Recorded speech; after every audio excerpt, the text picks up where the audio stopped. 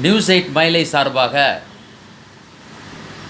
நான் தென்னிந்திய பழங்குடி மக்கள் கூட்டமைப்பினுடைய தலைவர் மரியாதைக்குரிய திரு சி இறையருள் அவர்களை இங்கே அவர்களுடைய பழங்குடியின மக்கள் பிரச்சனைகளை களைவதற்காக அவர் சில கோரிக்கைகளை இங்கே நமது டிவி சேனல் யூடியூப் சேனல் செய்திக்காக அளிக்க இருக்கிறார்.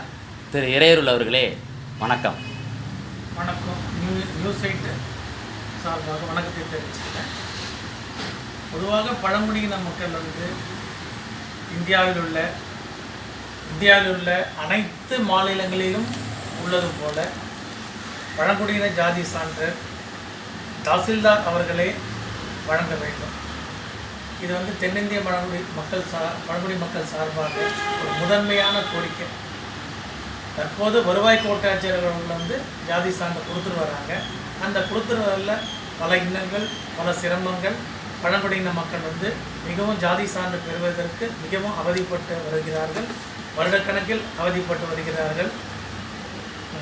தாய் தந்தையருக்கு ஜாதி சான்று இருக்கும் பட்சத்திலும் வருவாய் கோட்டாட்சியர்கள் ஜாதி சான்று தமிழ்நாட்டில் வழங்கப்படுவதில் மிகவும் காலதாமதப்படுத்தி அந்த இன மக்களை பழங்குடியின மக்களை அலங்கடித்து அவங்கள ஜாதி சான்று மறுக்கப்படுற சில மாவட்டத்தில் ஜாதி சான்று மறுக்கப்பட்டு வருகிறது.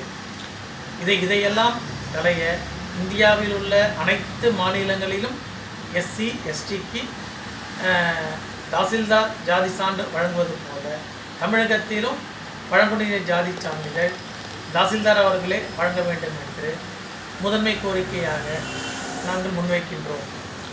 இதுக்கு முழுக்க அதிகாரிகள் தான் உங்களுக்கு பிரச்சனைகள் இருக்கிறதா நாங்கள் கேள்விப்பட்டிருக்கோம். அது உண்மையா? அந்த தகவல் பற்றி சொல்லுங்கள். தமிழ்நாட்டில் உள்ள வருவாய் கோட்டாட்சியர்கள்